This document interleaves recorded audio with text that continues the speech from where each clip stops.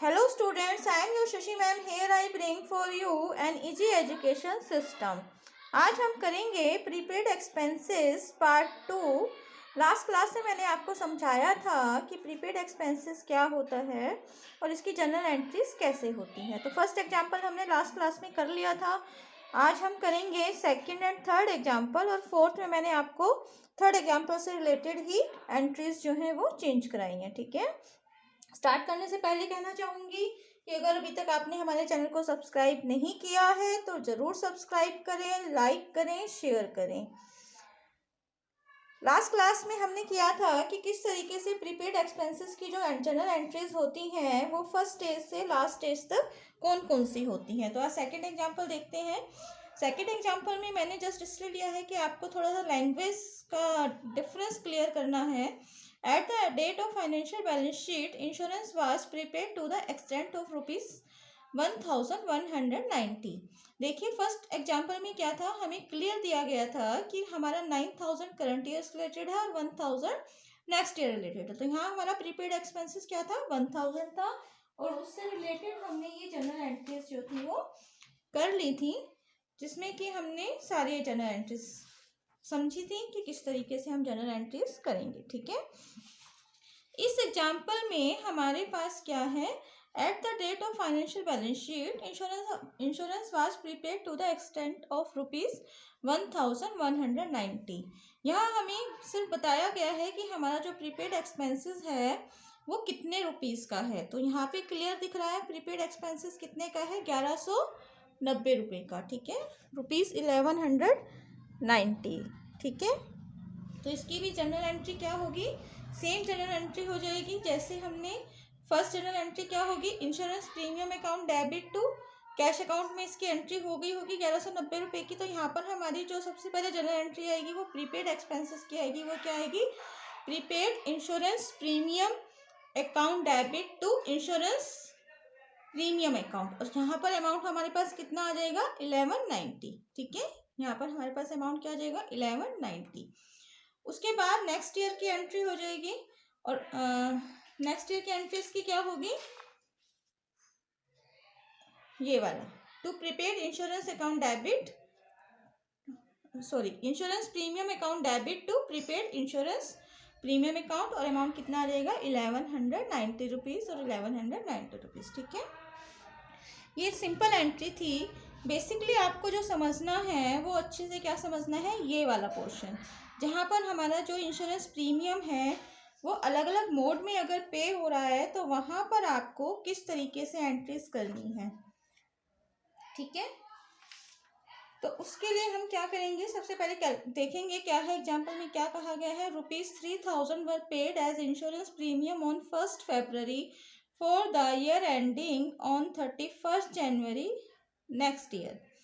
यहाँ पर क्या मतलब हुआ कि इंश्योरेंस प्रीमियम पे किया गया है 3000 रुपीज़ का for the year ending on 31st January next year, जो कब तक के लिए पे है, नेक्स्ट 31st जनवरी तक के लिए पे है। ठीक है, तो इस 3000 में हमारे फर्स्ट एग्जांपल में क्लियर था prepaid expenses current year expenses, यहाँ पे हमें क्लियर दिया गया था ये प्रीपेड एक्सपेंसेस, लेकिन यहाँ पर हमारे पास क्लियर नहीं है कि इसमें कितना पोर्शन जो है वो प्रीपेड एक्सपेंसेस का है और कितना पोर्शन जो है वो करंट ईयर एक्सपेंसेस का है। ठीक है, तो यहाँ हम कैसे कैलकुलेट करेंगे ये आपको बहुत अच्छे से समझना है, जिससे कि आपको इस तरीके के क्वेश्चंस में प्रॉब्लम ना आए। ठीक है, इसी तरीके से आप कैलकुलेशन रेंट की भी कर सकते हैं। जैसे मान लीजिए रेंट इस तरीके से पे हुआ है पूरे साल, हमने पे, मान लीजिए यहाँ पे अगर इंश्योरेंस प्रीमियम की जगह रेंट पे किया होता तो भी सेम एंट्री आएगी, बस क्या हो जाएगा, अकाउंट का नाम चेंज हो जाएगा। ठीक है, इंश्योरेंस प्रीमियम की जगह क्या आ जाएगा, रेंट अकाउंट आ जाएगा। अब यहाँ हमें सबसे पहले देखना है कि क्वेश्चन में हमें सबसे पहले क्या फाइंड आउट करना होता है कि हमारे जो अकाउंट्स क्लोज हो रहे हैं वो कौन सा, उसमें कौन सा ईयर लिया गया है, फाइनेंशियल ईयर जो हमारा 1 अप्रैल टू मार्च 31 होता है वो है, या हम कैलेंडर ईयर ही फॉलो कर रहे हैं जनवरी टू दिसंबर। तो यहाँ पर हमने यहाँ पर मैं आपको मेंशन कर दूँ, यहाँ पर जो ईयर क्लोज हो रहा है वो 31 मार्च को हो रहा है, ठीक है, क्योंकि ज़्यादातर उसी तरीके के क्वेश्चन में बच्चों को प्रॉब्लम आती है, इसलिए एग्जाम्पल हमने इसमें क्या लिया है कि यहाँ पर जो क्लोजिंग है वो क्या है, 31 मार्च है, ठीक है। तो यार ध्यान रखेंगे क्लोजिंग कब है, 31 मार्च को है। तो इसका मतलब हमने जो इंश्योरेंस प्रीमियम पे किया, मैं लिख देती हूँ यहाँ पर, बुक्स क्लोजेस ऑन 31 मार्च, जिससे कि आपको क्लियर रहे। बुक्स क्लोजेस ऑन 31 मार्च, ठीक है, इतना समझ में आया आपको। अब प्रीमियम, अब ये कैलकुलेशन आपको ध्यान से समझनी है कि हमने प्रीमियम पे किया 1 फरवरी, ठीक है। प्रीमियम हम के ये वर्किंग नोट्स आप ध्यान से समझें।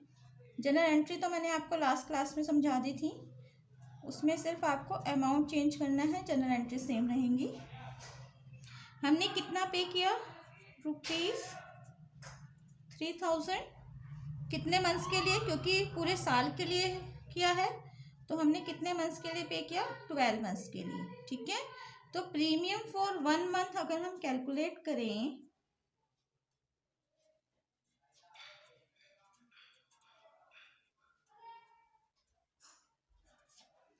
तो हमें क्या करना पड़ेगा, 12 से इसको डिवाइड करना पड़ेगा, ठीक है। अब हम 3000 को अगर 12 से डिवाइड करें तो कितना आ जाएगा, 250 रुपीज़, ठीक है। मतलब एक महीने का प्रीमियम या एक मंथ का प्रीमियम हम कितना पे कर रहे हैं, ₹250, ठीक है। अब हमें ये फाइंड आउट करना है कि कितना प्रीमियम हमारा करंट ईयर का है और कितना प्रीमियम हमारा प्रीपेड है।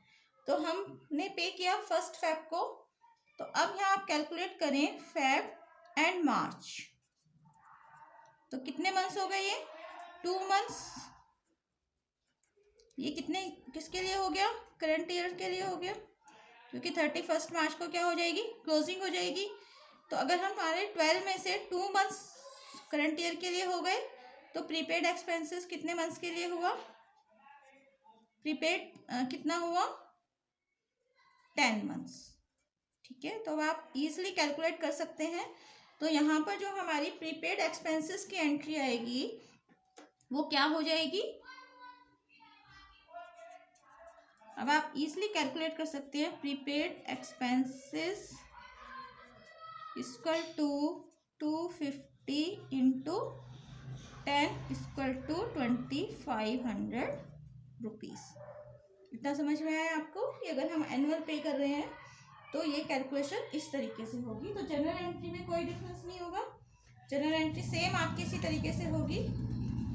मैं आपको एक बार दोबारा से समझा देती हूँ। सबसे पहले हम क्या एंट्री करेंगे,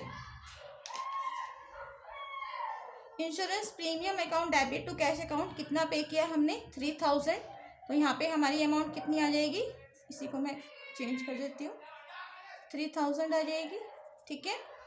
उसके बाद प्रीपेड इंश्योरेंस प्रीमियम अकाउंट हमारा कितना आया था यहाँ पर, ₹2500, तो हम यहाँ पर इसकी एंट्री कर देंगे ₹2500, क्या एंट्री होगी, prepaid insurance premium account debit to insurance premium account, ठीक है।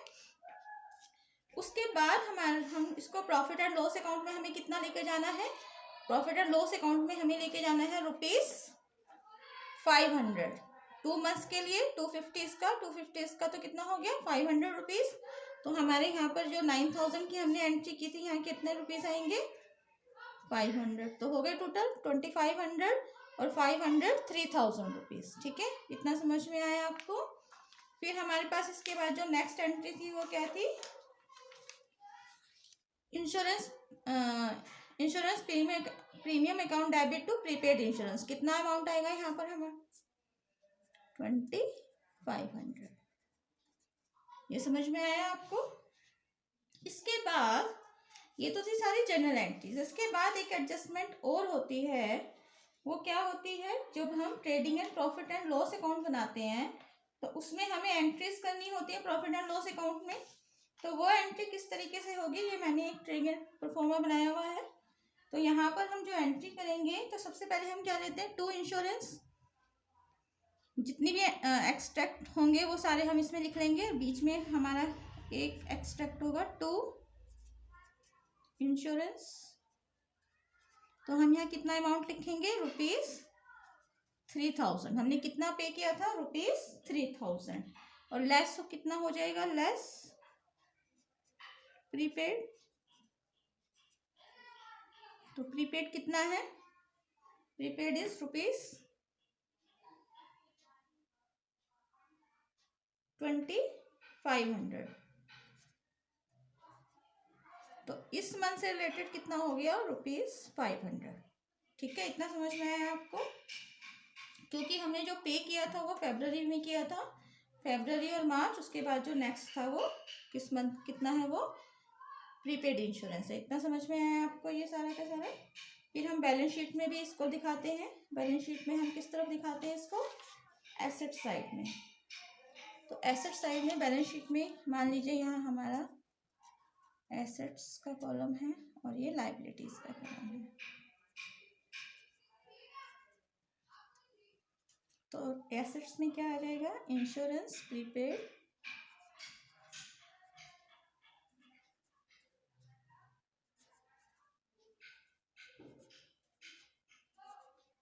₹2500। ये समझ में आया आपको, ठीक है। अब कैलकुलेशन हमें क्या समझनी है कि मान लीजिए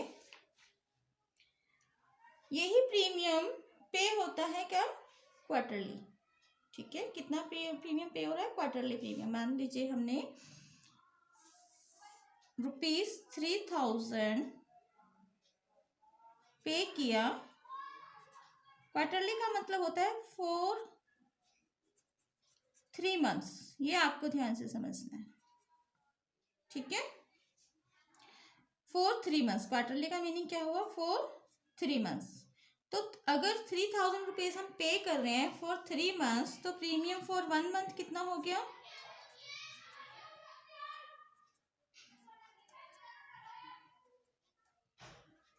किससे डिवाइड करेंगे, 3 से, ₹1000। इतना समझ में आया आपको।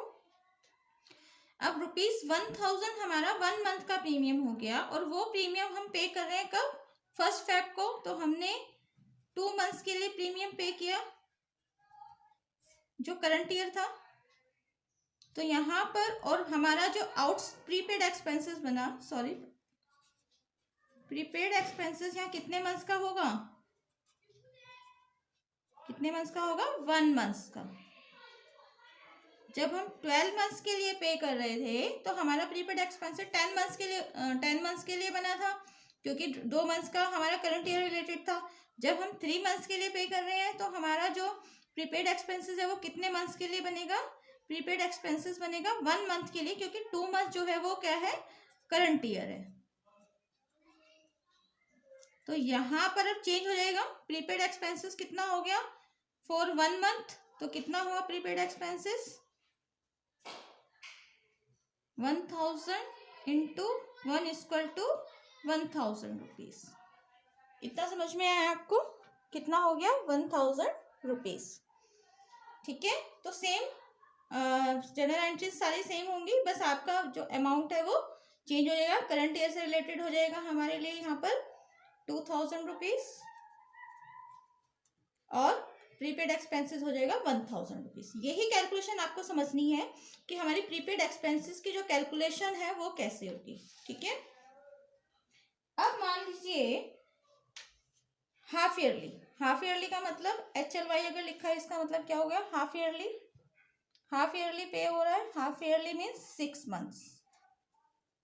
तो सेम हमने प्रीमियम पे किया ऑन 1 फरवरी, ठीक है। 1 फरवरी पे किया है, तो यहाँ पर हम सबसे पहले निकालेंगे प्रीमियम फॉर 1 मंथ।